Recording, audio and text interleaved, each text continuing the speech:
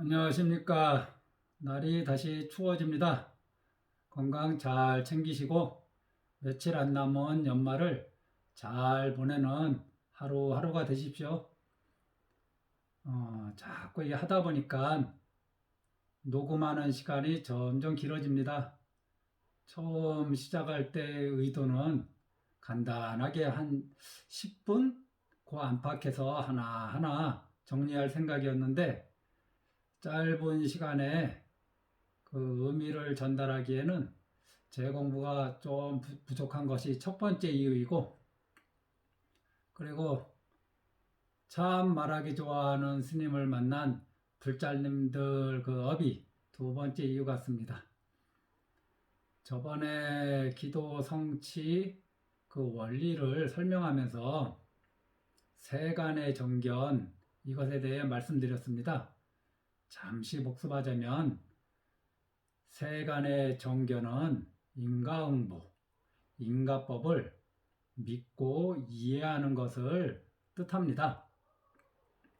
아마 불교에서 가장 많이 사용되는 말 중에 하나가 이 업이란 단어일 것입니다.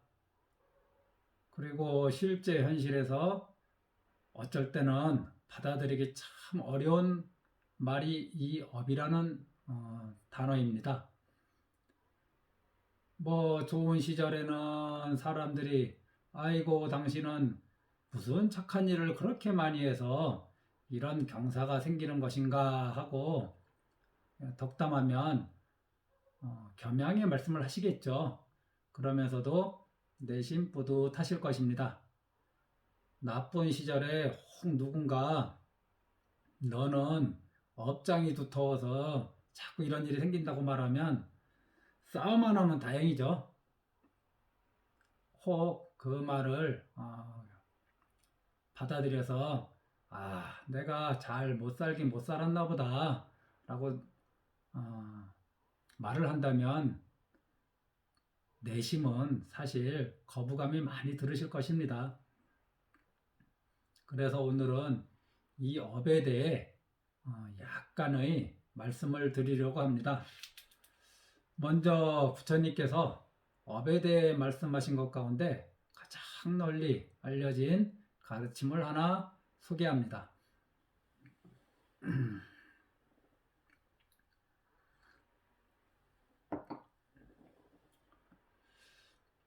업이 바로 나의 주인이고 나는 업의 상속자이고 업에서 태어났고 업이 나의 건속이고 업이 나의 의지처이다.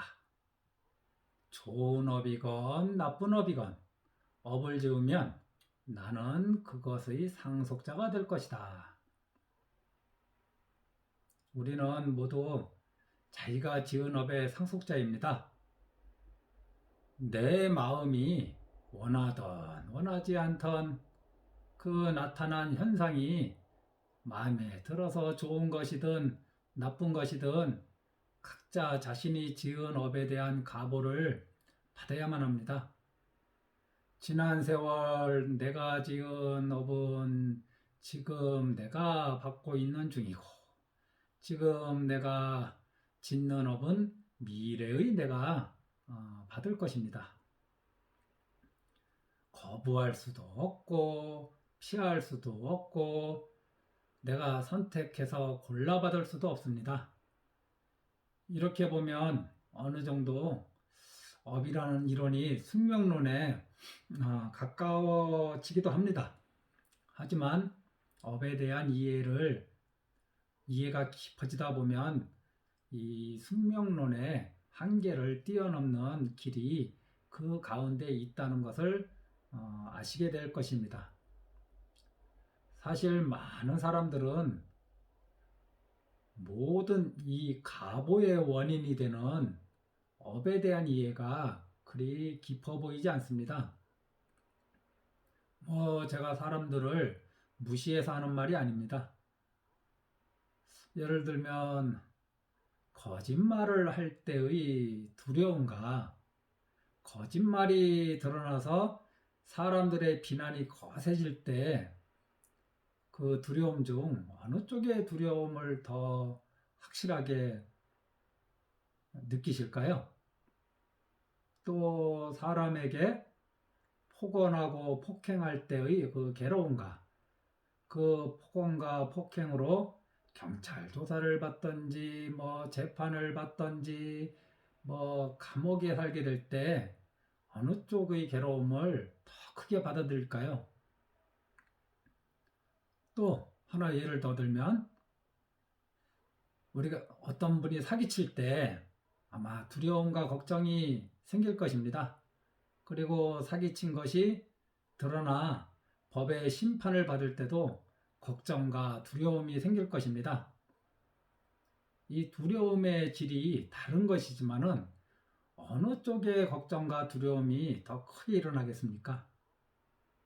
제가 지금 이 자리에서 답을 드리지 않아도 다들 짐작하실 것입니다. 그래서 많은 사람은 업, 지음 이것에 대한 이해가 가부에 대한 이해보다 좀 부족하다 이런 말씀을 드리는 것입니다. 중생의 삶이란 원인을 지을 때는 깨어있지 못하고 결과가 드러날 때는 받아들이지 못하고 쓰러집니다. 그러니 어떤 면에서는 늘 깨어있지 못하다고 말씀드릴 수 있습니다. 범부는 가부를 두려워하고 보살은 원인을 두려워한다는 말이 있습니다. 보살은 원인이 되는 그 나쁜 업을 끊어버리기 때문에 애초에 제약과 업장을 짓지 않습니다. 이에 반면 짓지 않고 복덕과 공덕을 많이 쌓죠. 정견이 없는 우리 저 같은 범부 중생은 인간부를 알지 못하기에 나쁜 업은 많이 지으면서 나쁜 가보는 피하려고만 합니다. 나아가 착한 일을 조금 해놓고는 큰 복을 바라기 일쑤고 그러다 한번 무슨 곤란한 일이라도 겪으면 내가 착한 일을 얼마나 많이 하며 살았는데 이런 황당한 일을 당하다니 인간보란 말짱 헛말이구나 라고 불평하기도 합니다. 그래서 처음 먹었던 그 좋은 마음은 사라지고 좀 심하면 부처님 가르침을 비방하기도 합니다. 인과응보, 착한 일에 복이 내리고 나쁜 일에 재앙이 내린다.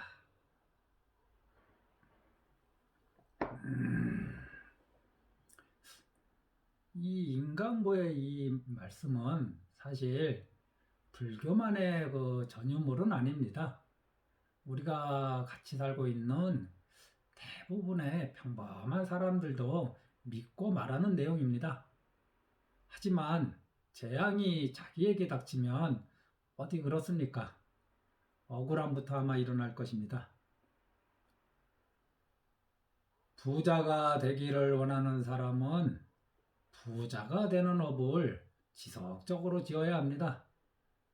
그런데 마음은 부자가 되기를 원하면서 말과 행동은 가난한 업을 짓는 사람도 있습니다. 성공을 원하는 사람은 성공을 만드는 업을 하나하나 쌓아나가야 합니다. 그래야 남에게 결국에는 성공했다는 말을 들을 수도 있고 스스로도 자기 삶에 자부심이 생기기도 합니다. 그런데 어떻습니까? 마음은 성공을 간절히 바라면서도 말과 행동은 혹시 실패의 업을 짓고 있지는 않는지 살펴보셔야 합니다. 마음으로 진정 가족이 화목하기를 바라고 내가 낳은 자식들이 서로 위에 있기를 바라고 부모 자식 간에 사랑과 공경이 있기를 원하십니까? 그러면 내가 말과 행동을 할 때도 가족 화목을 이루는 말과 행동을 해야 하지 않겠습니까? 하지만 어떤가요? 과연 내가 하는 말과 행동은 가족 화목을 이루는 업입니까? 아니면 가족 불화를 이루는 업입니까? 가족의 그 싸움을 유발하는 업입니까? 또 사람에게 존중받고 인정받고 싶으신가요? 그러면 거기에 걸맞는 말과 행동을 해야지. 말과 행동은 존중과 멀고 오히려 피하고 싶은 아주 불편한 말과 행동을 하고 있다면 마음은 존중을 받고 싶지만 현실은 그렇지 않을 것입니다. 우리가 상대의 업을 보지 말고 자신의 업을 봐야 하는 것이 이 때문입니다. 자기 신발을 신으면 아무 일도 없는데 남의 신발을 괜히 신어놓고서 왜 신발이 작냐 크냐 신발이 더럽냐는 등으로 자꾸 한 생각을 일으키는 것과 같습니다. 그러니 자신의 마음, 입, 몸으로 짓는 업부터 보고 사유하는 데서 시작해야지. 상대가 하는 말 하나하나를 분석하는 데서 시작하고 상대가 하는 행동 하나하나를 자기 나름대로 해석하는 데서 시작한다면 아마 마음은 한시도 하루도 편할 시간이 없을 것입니다. 상대방이 하는 말과 그 행동을 보면 갈등을 풀고 원결을 푸는 쪽으로 사는 것이 아니라 갈등을 더 키우고 원결을 더 강하게 묶는 쪽으로 살게 됩니다. 성공하는 업을 지으면 성공하고 실패하는 업을 지으면 실패합니다. 부자의 업을 지으면 부자가 되고 가난한 업을 지으면 가난해집니다. 화목의 업을 지으면 화목해지고 가정 불화의 업을 지으면 가정 불화가 이루어집니다. 서로 신뢰하는 업을 지으면 신뢰의 관계가 만들어질 것이고 불신의 업을 지으면 서로 불신하게 됩니다. 이 이치는 언제 어디서나 한치도 어긋남이 없습니다. 그러니 가보에 초점을 맞추는 인생을 사시겠습니까? 원인이나 가정에 초점을 맞추는 인생을 사시겠습니까? 조금 전에 업을 이해하는 지혜가 커지면 숙명론의 그 한계를 벗어날 수 있다고 벗어나는 길이 있다고 말씀드렸습니다. 이 숙명론 이것을 벗어나려면 역설적이지만 과보에 순응하는 마음부터 가져야 합니다. 혹 우리가 살면서 좋은 일이 생기면 순순히 받아들이고 그 일에 곧 적응할 것입니다. 아이고 왜 이렇게 좋은 일이 생기지? 좋은 일이 안 생겼으면 좋겠다. 나는 이 좋은 일을 거부한다. 하는 분들은 별로 없을 것입니다. 마찬가지로 역경이 들이닥칠 때 그 일을 순순히 받아들여 적응하는 것부터 시작해야 합니다. 만일 현실에서 벌어난 이 일을 받아들이지 않는다면 그 일에 적응하려는 노력을 하지 않을 것이고 어쩌면 혼자 방 안에서 하늘을 원망하거나 남을 탓하거나 자신을 탓하며 긴 시간을 보내게 될지도 모르겠습니다. 이와 같이 한다면 어떻게 자신의 인생을 새롭게 바꿀 수 있겠습니까? 어떻게 그늘에서 다시 밝은 곳으로 나올 수 있겠습니까? 저는 가끔 업을 설명하는 데 있어서 어, 저축 그리고 뭐 지출, 사용 뭐 이런 것으로 예를 들기를 좋아합니다. 좋은 일이 생긴다는 것은 내가 지금 내 선업의 통장에서 일부가 지출된 것이니 마냥 즐거워만 하지 말고 이번에 사용한 선업의 그 통장을 다시 채워놓고 나쁜 일 또는 재앙이 생긴다면 학업의 통장에서 일부가 지출된 것이니 마냥 괴로워만 하지 말고 오히려 이 악업의 통장 잔액을 줄여나갈 마음을 먹는 것이 더 지혜로운 마음 아닙니까? 그런데 다시 악업을 지어서 악업의 통장을 빵빵하게 채워놓을 이유가 없지 않습니까? 하지만 우리 삶이 어디 그리 단순한가요? 나쁜 일이 있을 때 선업을 짓기 쉽습니까? 악업을 짓기 쉽습니까? 업의 측면에서 길게 보면 나쁜 일은 좋은 일일 수도 있습니다. 나쁜 일이 일어난 만큼 이전에 내가 지은 악업이 사라진다는 그런 뜻이니까요. 좋은 일은 또 경계할 일일 수도 있습니다. 이전에 내가 지은 선업을 이번에 까먹은 까닭입니다.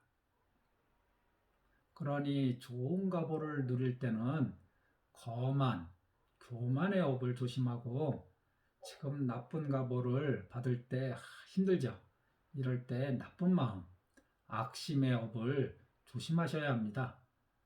좀 불자님들이 고민하시면 좋을 내용 같습니다.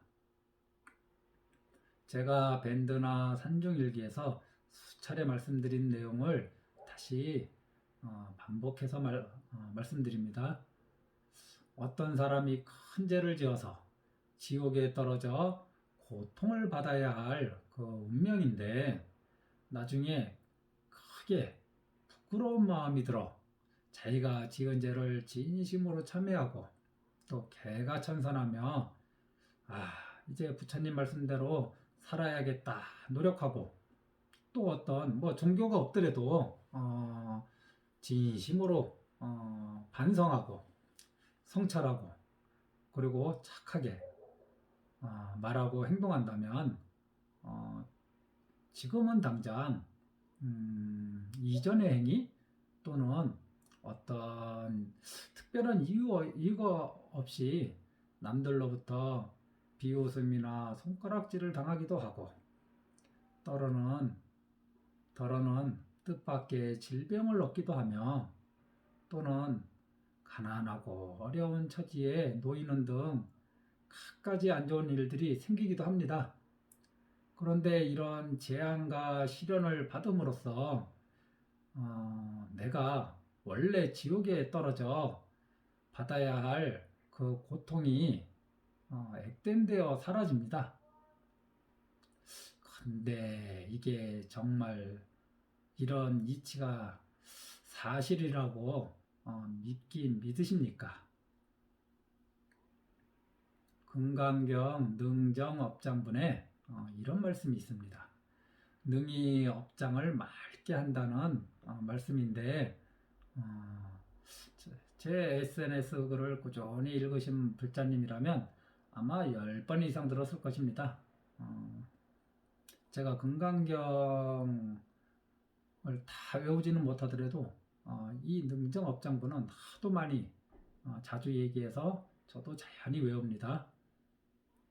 만약 어떤 사람이 이 경전을 받아 지니고 독송하여 다른 사람들로부터 경시와 천대를 받는다면 이 사람은 전생의 제약으로 마땅히 사막도에 떨어져야 할 업보가 금생에 남들의 경시와 천대로 말미암아 곧 사라지고 나아가 안욕 따라 삼맥 삼보리를 얻게 될 것이다.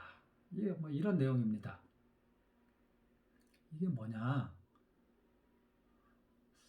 어떤 불자님은 기도도 참 열심히 하고 남들과 다투지도 않고 봉사도 많이 하고 복도 지으려고 노력하는데 이상하게도 여러 사람들이 나쁘게 말하는 경우가 있습니다. 뭐 지금 말하고 행동하는 것에 문제가 있어서 그러면 사람들이 나쁘게 말하는 것이냐? 그렇지도 않습니다. 특별한 이유가 없습니다. 만일 이때 이 불자님이 사람들에게 화를 내고 욕을 한다면 사람들은 아마 거봐, 내 저럴 줄 알았다 하면서 더 나쁜 소리를 엄청 해댈 것입니다. 여법하게 살고 있는데 특별한 이유 없이 비난을 받는 것이 바로 업장이 소멸되는 가정입니다. 이 이치를 믿으시고 더욱 여법한 기도, 여법한 수행을 하는 불자가 되십시오. 주변의 그런 상황에 물들지 마십시오.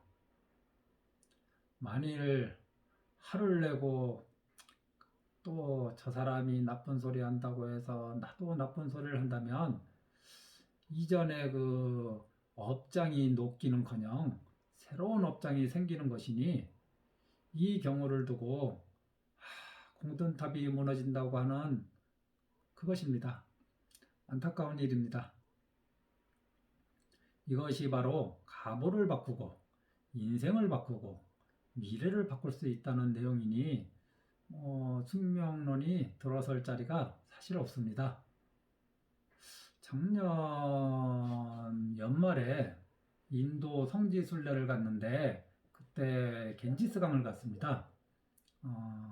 날이 좀 제법 서늘한데도 저는 뭐 모자도 쓰고 목도리도 하고 좀 추웠습니다.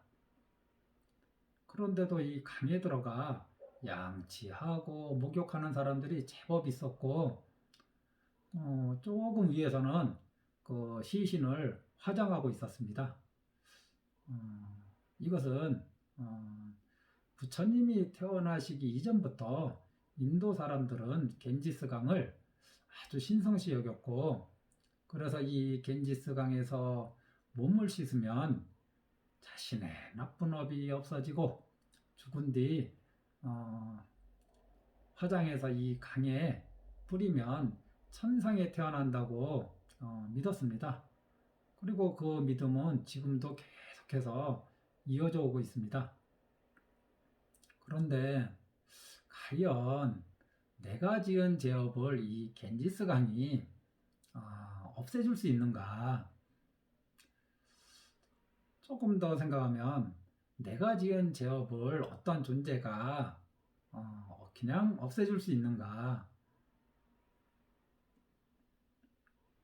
부처님은 업을 짓는 자도 자신이요 가보를 받는 자도 자신이요 죄업을 녹이는 자도 자신이요 그래서 가보를 바꾸는 자도 자신이라고 하셨습니다. 그러니 자신의 행위가 자신의 삶, 인생의 질을 결정짓는 것입니다. 어째 업에 대한 이해가 조금 나아지셨습니까?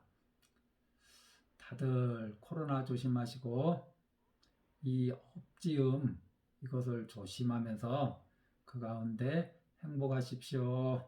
아미타불.